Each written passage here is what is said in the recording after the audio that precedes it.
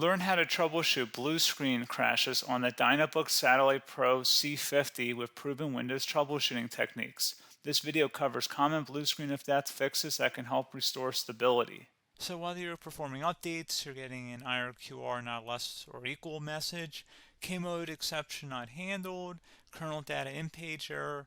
A lot of errors pertain to this problem, and we're going to go ahead and jump into what should hopefully be a pretty straightforward process, guys. And we're going to go ahead and jump right into it. So first thing I'd recommend doing would be to actually go ahead and boot to the troubleshooting utility on Windows 11. So if you do a hard power off 3 times in a row, Windows should automatically attempt to launch the starter prepare utility. And if it doesn't find anything, it will give you the option to select advanced settings, in which case it would take you to a screen that looks like this.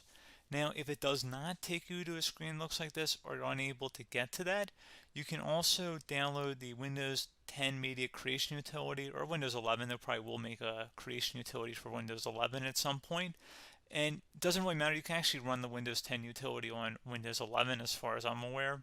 And you should be able to run the troubleshooting utilities built in within it. So you just would go ahead and download it to an ISO file and then burn it to a DVD or USB. It'd have to be about 4 gigabytes or more. It couldn't be a small USB flash drive, and it couldn't be a CD. It'd have to be a DVD. And then you'd boot your computer from it. So depending on the computer manufacturer, you'd have to tap a different key on your keyboard in order to launch that menu, in order to select what boot drive you want to go off of. So it could be anything between the escape key, F2, F8, F12, for example. And those are the function keys on the top of your keyboard. So you may have to just do a little bit of trial and error. Shouldn't take you more than a couple minutes. Googling it would probably be best before you even begin. But anyway, we're ready to go ahead and jump right into it. So we're on the choose an option page. So these will look very similar whether you're booting from it directly within Windows itself, or if you're plugged in a USB flash drive with the media creation utility installed and you selected the recovery option. So when you are setting up your Windows 11 installation or Windows 10, depending on the drive you're using, there should be an option to repair your computer in the bottom left corner of the dialog window, one of the first screens that comes up. You go ahead and select that, and then it would take you to a troubleshooting screen like you see here. And you want to go ahead and select troubleshoot, reset your PC, or see advanced options. And then there are going to be a whole bunch of options in here that we're going to explore in today's video. The first one, we're going to actually go underneath advanced options and then select startup prepare, fix problems that keep Windows from loading. So go ahead and select that first.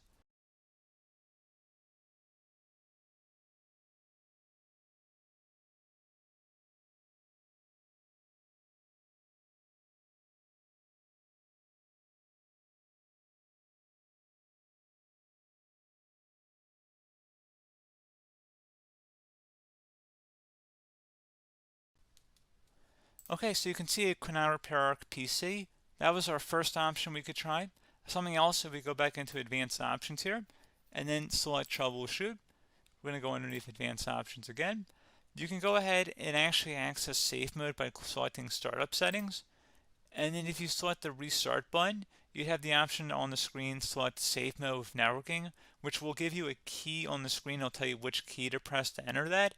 I believe it's the F7 key. It'll do that for you. I'm not going to go over that in today's tutorial because I don't really want to go into safe mode, but you're more than welcome to attempt that by going into here and then selecting restart.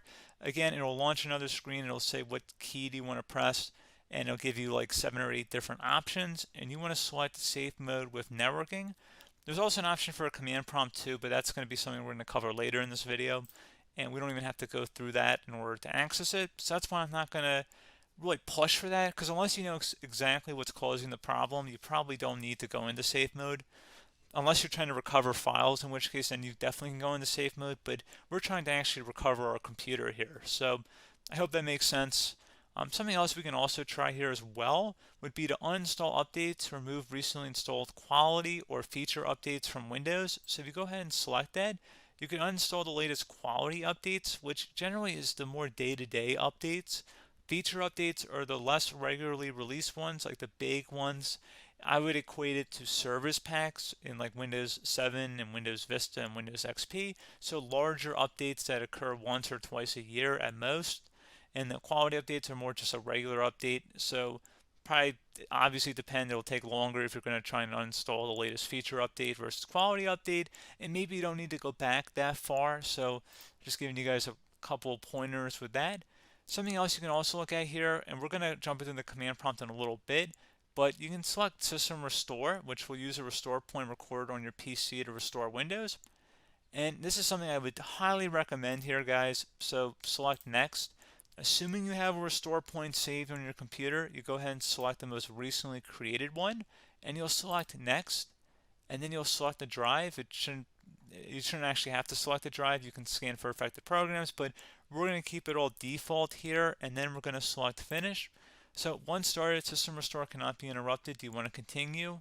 I think we're going to select yes. I don't think we have anything better to do on our computer right now, so just give it a moment here to initialize. It will take a couple minutes to run, obviously depending on how large your hard drive is and how much is saved on the System Restore point.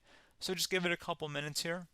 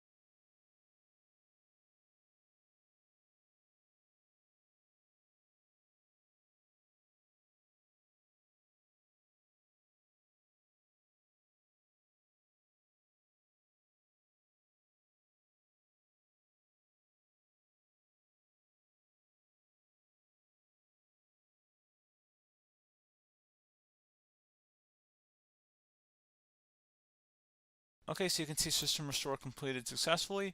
The system has been restored. Your documents have not been affected. Click the Restart button to restart your computer. Go ahead and select Restart.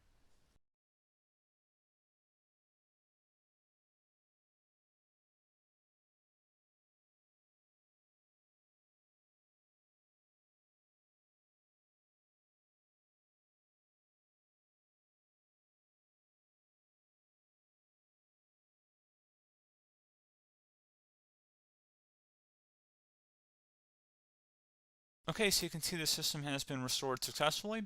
We're going to go over a couple different methods in addition to that if that did not work. So I'm just going to pause the video and we're going to start back on the recovery screen that we started with. Okay, so a couple other things we can try here too. If you go back into Troubleshoot, you can select Reset Your PC, while you choose to keep or remove your personal files and then reinstalls Windows. You can select to keep my files, which will remove apps and settings but keeps your personal files. You can also select Remove Everything, which will remove all of your personal files, apps, and settings. So this is more of a factory reset, the second option here.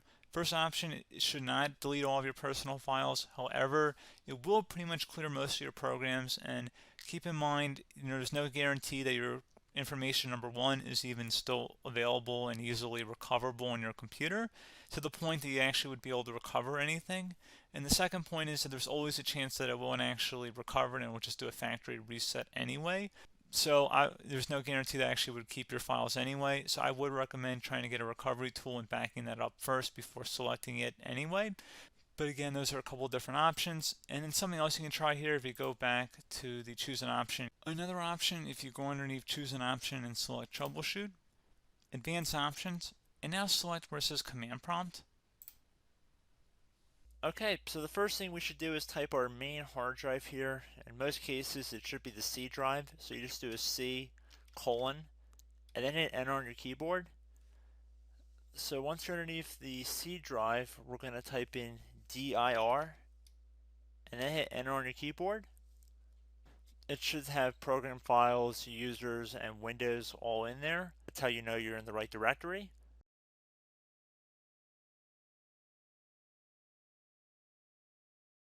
In some cases, it might be the D drive as well, so just keep that in mind.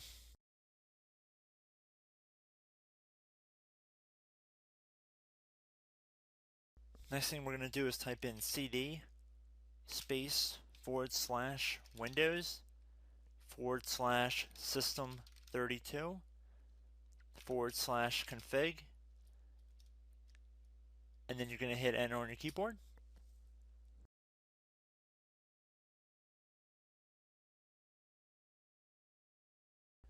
So now you're going to type md space backup. If you've seen other tutorials, it might also say to put down md backup.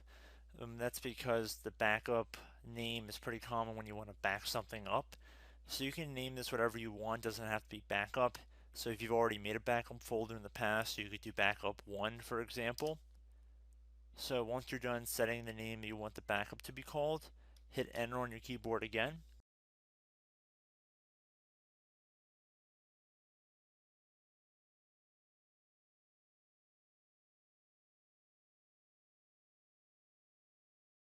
At this point you want to type copy, C-O-P-Y, space, then you want to do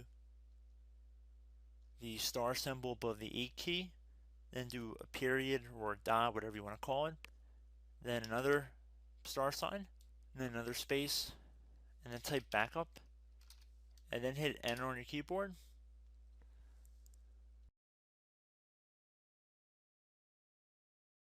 Now you want to type cd reg back, REGBACK, and then hit enter on your keyboard.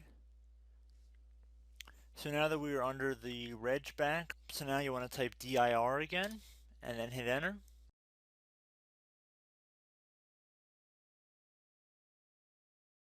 So now at this point we're going to type copy again. So copy, space, star sign, dot, another star sign, space, and then 2 dots.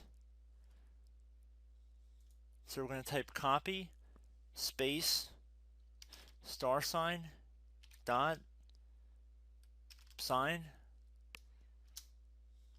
star sign, dot, dot, and then hit enter on your keyboard again. So for overwrite, you want to overwrite all. So type A on your keyboard, so capital A, and then hit enter on your keyboard.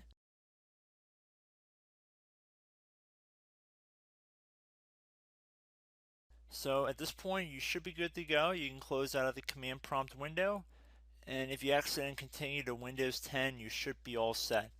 So I hope one of these 3 or 4 different methods we went through in this tutorial helped you guys out. Again, I'm not sure if you guys heard me earlier, but try to go back into your safe mode if possible and uninstall any programs you know might be conflicting with the Windows startup if you can get into safe mode. So just keep that in mind. Something very simple like that could be blocking up everything. So again, I hope this tutorial helped you guys out, and I will catch you in the next tutorial. Goodbye.